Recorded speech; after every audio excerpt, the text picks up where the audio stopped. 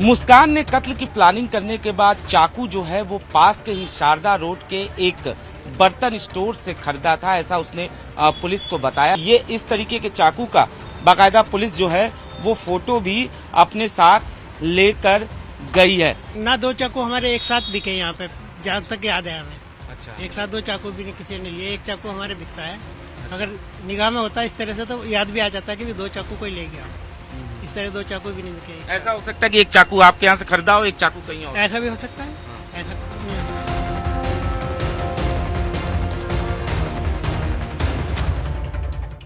मुस्कान ने कत्ल की प्लानिंग करने के बाद चाकू जो है वो पास के ही शारदा रोड के एक बर्तन स्टोर से खरीदा था, ऐसा उसने पुलिस को बताया। जिसके बाद पुलिस की टीम जो है इसी सिंघल जी बर्तन वाले स्टोर पर पहुंची थी। यहाँ पुलिस ने बातचीत भी की। हालांकि जाहिर तौर पे चाकू की जो डेट उसने बताई, उस डेट का सीसीटीवी फुटेज जो है वो अवेलेबल नहीं है, लेकिन पुलिस की टीम यहाँ पर आई थी। पुलिस ने बाकायदा इनसे चाकू जो है वो चेक किया और ये इस तरीके के चाकू का बाकायदा पुलिस जो है वो फोटो भी अपने साथ लेकर गई है। जाहिर तौर पर जिस तरीके से मुस्कान ने साहिल के साथ मिलकर सौरभ का कत्ल किया, उसने बताया कि कत्ल की वारदात को अंजाम देने के लिए उसने न सिर्फ सबसे पहले उसने एक डॉक्टर से संपर्क किया, जहां उसने अपने आप को एंजाइटी का पेशेंट बताया और दवा लिया। उसी दवा का इस्तेमाल उसने सौरभ को बेहोश करने के लिए इस्तेमाल किया। उसके बाद उसने कत्ल करने के लिए चाकू भी खरीदा था। इस वक्त हम सिंघल जी बर्तन वाले स्टोर पे मौजूद हैं, इनसे बात करते हैं। पुलिस की टीम कब यहाँ पर आई थी? आज सुबह आई थी वो। आज सुबह आई थी जी। क्या पुलिस ने बात किया? वो चाकू पूछ रहे थे, तुम पे बड़े से बड़ा चाकू कौन से हैं? तो आपने दिखाया चाकू? हमने दिखा दिया उनको। ये तमाम चाकू? जी। इसकी फोटो भी उन्होंने लिया? फोटो लिया। अच्छा, और क्या क्या पूछा उन्होंने? बस यही पूछा कि वो यहाँ से ले गए थे, नहीं ले गए थे। अभी उसकी फोटो दिखाया आपको? उसके फोटो दिखाया। फोटो तो हमने टीवी पे भी देखा उनका। अच्छा। ऐसी वैसा वो तो कोई ऐसी वो नहीं है कि हमारी दुकान पे आई हो। अच्छा ऐसा कोई ध्यान ना। दो चाकू हमारे एक साथ बिके यहाँ पे, जहाँ तक याद है हमें। अच्छा। एक साथ दो चाकू भी किसी ने लिए, एक चाकू हमारे बिकता है। अगर निगाह में होता इस तरह से तो याद भी आ जाता है कि दो चाकू कोई ले गया। इस तरह दो चाकू भी नहीं बिके। ऐसा हो सकता है कि एक चाकू आपके यहाँ से खरीदा हो, एक चाकू कहीं और। ऐसा भी हो सकता है। ऐसा नहीं हो सकता। सीसीटीवी कैमरे भी आपकी दुकान पे लगे हैं, तो इसकी फुटेज को क्या उन्होंने देखा? ये 6 तारीख के बाद की फुटेज है, उसके पहले वो हो जाती है इसकी अच्छा, ये 6 मार्च के बाद की फुटेज है। फुटेज है इसमें, उससे पहले नहीं। अच्छा, 10 दिन की आसपास की रिकॉर्डिंग आप लोगों के पास होती है। पुलिस की टीम के साथ और भी क्या कुछ लोग थे, जैसे कि उस लड़की को तो नहीं लेके आए थे पुलिस के साथ? बस 3 पुलिस से ही थे लोग, और वो चाकुआ पूछ रहे थे कि आपके यहाँ कौन कौन से चाकुआ दिखाइए हमें। तो 2-3 डिजाइन के जो चाकू होते हैं सब्जी काटने के लिए जो बिकते हैं अपने पास, वो हमने दिखाए थे उनको। हाँ, ये सब चाकू बिकते हैं, रोजमर्रा की जिंदगी में रोज ही बिकते हैं इस तरह के चाकू सब्जी काटने के लिए। एक ये फ्रूट नाइफ के नाम से आता है, तो इसका फोटो लिया है उन्होंने कि हाँ ये वाला चाकू की फोटो हमें चाहिए। अच्छा, सबसे बड़ा चाकू आपके पास यही है? हाँ, इस तरह के होते हैं। मतलब इस चाकू से बॉडी तो नहीं काटी जा सकती ना? हमारे हिसाब से तो ये चाकू के देखिए पैक पर लिखा था फ्रूट नाइफ है इसका नाम। बाकी किसी देखिए कौन कुछ भी क्या चीज को क्या हथियार बना रहा है कह नहीं सकते हैं। हमारे यहाँ तो फ्रूट नाइफ, वेजिटेबल नाइफ बिकते हैं सारे के सारे। ये इस तरह का जो चाकू का फोटो लिया है, फ्रूट नाइफ इस पर लिखा आता है पैकेट पर इसके। ये पैकिंग आती है इसकी, और ये चॉपिंग बोर्ड पे चलता है हमारे यहाँ तो सब्जी काटने के लिए। मेन की ये सब्जी काटने के लिए चॉपिंग बोर्ड आते हैं लकड़ी के। इसका हैंडल टूट जाएगा अगर बहुत हार्ड चीज पर इसको हम काटेंगे तो इस तरह से काटने के चॉपिंग में काम आती हैं सब्जियां, टमाटर, प्याज, खीरा, मूली, फ्रूट्स। तो इसी में चलते हैं जी चाकू हमारे तो। इससे किसी का कत्ल तो किया जा सकता है चाकू?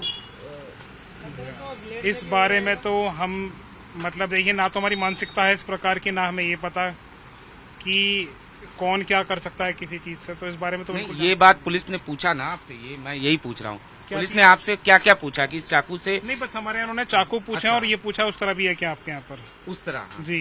अच्छा, तो उस तरह तो हम बेचते नहीं है, चाकू बेचते हैं। चाकू दिखा दिए थे हमने, इतनी बात हुई है हमारे यहाँ, तो और कुछ नहीं।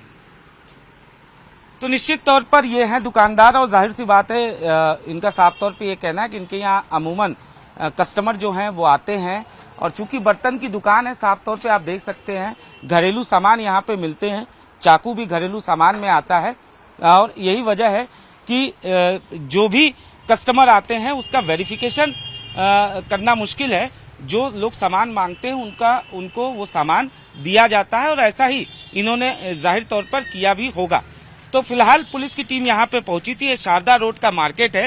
दरअसल मुस्कान ने कत्ल की वारदात को अंजाम देने के बाद मुस्कान ने इसी मार्केट से एक पानी की जो ड्रम होता है, पानी का ड्रम, उसको भी खरीदा और साथ ही साथ बाकायदा सीमेंट उसने खरीदा, ब्लीचिंग पाउडर खरीदा।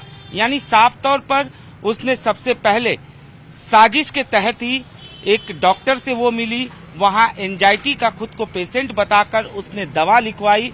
उस दवा का इस्तेमाल उसने बेहोश करने के लिए किया सौरव को और उसके बाद उसने उसकी हत्या की। हत्या करने के बाद बॉडी के पार्ट्स किए और उसे बाकायदा ड्रम में इस तरीके से छिपाया गया ताकि उसकी बदबू जो है वो बाहर तक ना आ सके और उसके बारे में किसी को कानो कान खबर न हो सके। मेरठ में मुस्कान नाम की महिला ने अपने आशिक साहिल के साथ मिलकर अपने पति सौरभ की बेरहमी से हत्या की। हत्या करने के बाद उसने लाश के करीब 15 टुकड़े किए और उन टुकड़ों को पानी के ड्रम में उसने इस तरीके से छिपाया कि उसकी बदबू बाहर तक ना आ सके। और इस वारदात को अंजाम देने के बाद ये यहाँ से शिमला घूमने के लिए चले जाते हैं मुस्कान और उसका आशिक साहिल। जिस तरीके से ड्रम में इन लोगों ने बॉडी के टुकड़ों को छिपाया था, निश्चित तौर पर जब पहली नज़र में देखने से पता ही नहीं चल रहा था कि यहाँ पर कोई लाश छिपी हुई है।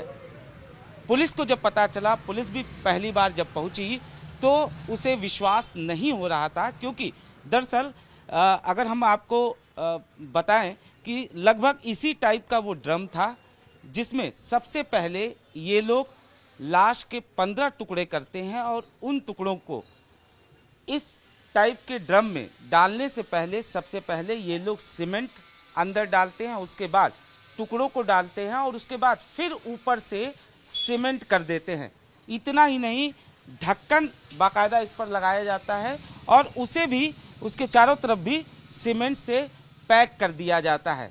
निश्चित तौर पर इस टाइप का ड्रम में सीमेंट के ऊपर बॉडी के पार्ट्स और उसके ऊपर फिर से सीमेंट और ढक्कन पर भी इस तरीके से सीमेंट लगाया जाता है कि पहली नज़र में देखने पर किसी को पता ही नहीं चलेगा कि ड्रम में बॉडी के पार्ट्स हैं, लाश के टुकड़े हैं। और यही वजह है कि जब पुलिस पहली बार पहुंचती है, पुलिस को मुस्कान ये बताती है कि लाश के टुकड़े जो हैं वो ड्रम में छिपाए गए हैं, लेकिन पुलिस को यकीन नहीं होता है उस ड्रम को देखने के बाद, जिसके बाद साहिल को भी बुलाया जाता है और उसके बाद जब ड्रम को खोला जाता है निश्चित तौर पर तब पुलिस की आंखें भी सन्न रह जाती हैं।